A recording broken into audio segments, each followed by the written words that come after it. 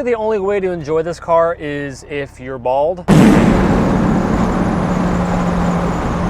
Yeah. Hey guys, welcome back to my channel. Today we're in a 2011 Audi R8 V10 Spyder fitted with a 6-speed gated manual transmission. This car is currently for sale over at European Exotic Center. Link will be in the description down below. Today we're going to take out the R8 and discuss the potential market for these cars. Of course, manual supercars are sadly a thing of the past, and so currently the manual R8 market is pretty strong. It seems like these cars, especially the V10s, have been either holding in value or steadily appreciating. This car we're asking 150 grand. They've definitely gone up a bit in value, but the question is, will they continue to appreciate or will they eventually sort of bottom out? Today we're going to take it out and discuss, should you buy a gated R8? Is it worth the money? Is it going to appreciate in value? Is it going to depreciate? And also just why the R8 is still such an iconic and just great, almost entry-level supercar, you could call it. Let's go ahead and take it out for a drive. If you're not subscribed to my channel, please consider subscribing. If you'd like to see all my future supercar content, including plenty of car reviews to come. Just having that open top, and I'm not usually a convertible person. I actually don't really like convertibles typically, but I mean, to hear that sound is just, it's worth it.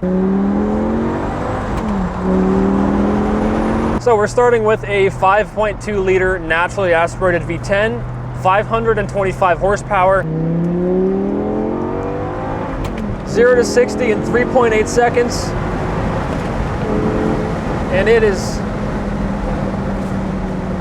very fun.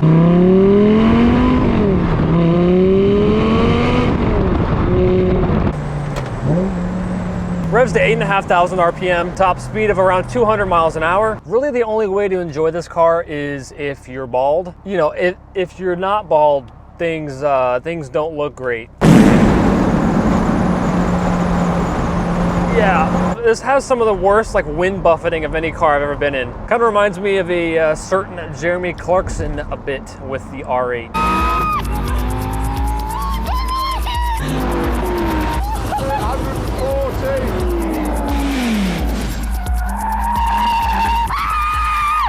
It's also quite a tiny car. You don't realize it until you step out, and so placing it's quite easy as well. Holy f***. Another reason why you can't enjoy the R8 is because people like to do 20 miles an hour. But okay, while we're in traffic, what makes the R8 such an attractive car for a lot of people is the fact that while it is still a supercar, Lamborghini derived, whatever you want to call it, it is still an Audi at the end of the day. Inside, it's all very familiar, whatever, A4, A5 type of materials, and the cabin layout as a whole is just very familiar. And so it kind of just feels like you're driving a regular Audi in a sense, until you see the gated shifter and the 220 mile an hour speedo and things like that. And plus you got plenty of carbon fiber in here as well. It's a very spacious cabin. Of course, I'm in a convertible, so I have 93 million miles of headroom. It's just easy. The clutch is light. This is the lightest clutch I've ever felt in a car. And I have a 525 horsepower V10. It's as light as my old Golf GTI from high school. Like, it's just, my great grandma could hop in this and drive. And there really is nothing like a metal on metal clink clink gated shifter. It's just the best, most rewarding feeling in a car. You know, one finger to change gear. It's just easy. And it's all-wheel drive.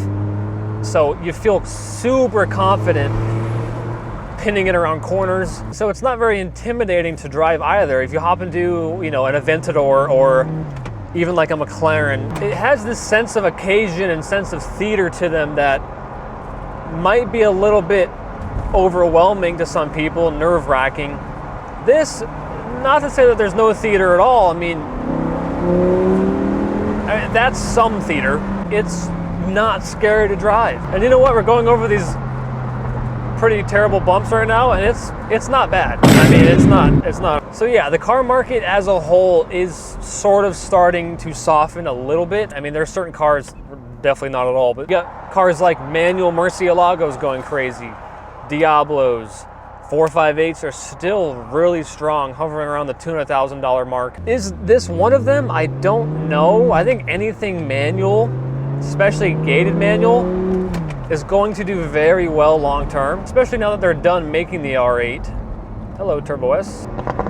The R8s, I kind of think they've bottomed out. And I think they can really only, the manual cars can really only go up from here. I don't know if they're gonna be like as valuable as, say, a manual Gallardo in 10, 15 years, even though it's the same car. I don't know, but I do think that if you were to buy a manual R8 like this one, I don't really think you would lose any money. I do think you would get pretty much all your money back. I can't see you like buying this and then just losing your ass. Like, there's absolutely no way. And it's an Audi. People aren't afraid to put miles on an Audi. I'm not on my usual route for today's video. Lots of traffic, so if there's road noise, I do apologize. You know, infotainment's a little dated.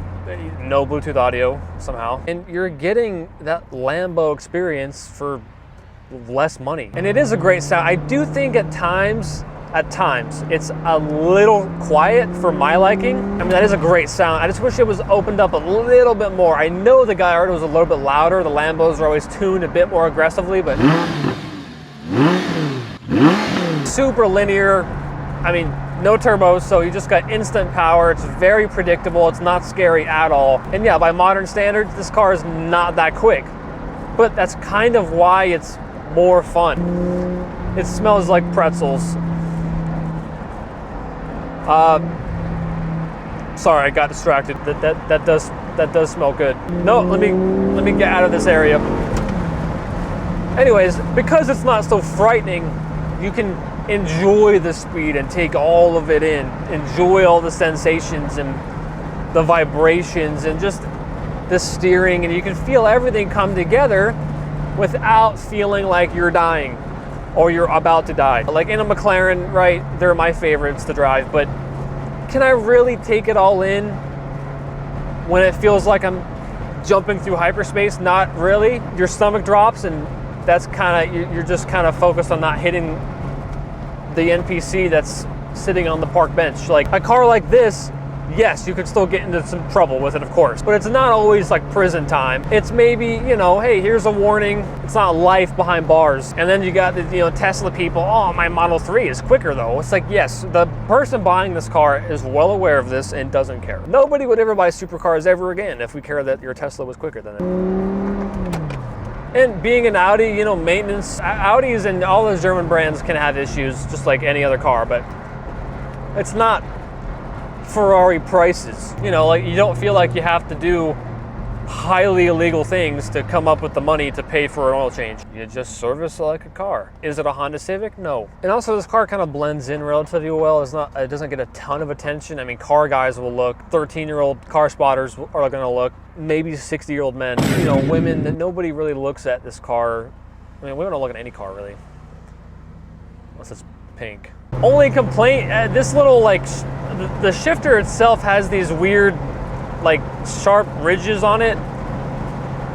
Makes your finger all red. I mean, it could just be because I have skeleton alien fingers, but how can you not like an R8? You know, it's just a great car. It's a very buttery engine. Like it just revs super smoothly. Relatively quick. Now, if you still want to hear the sound, top up, back window down, funnels in all that noise. It's nice to hear all that sound without looking like a troll. I do like the steering feel a lot. It's a little bit heavier. Of course, it's a hydraulic power steering, which I prefer. A lot of the new stuff coming out, it's, you know, it's all electric power steering, but it's so numb and it's like too light.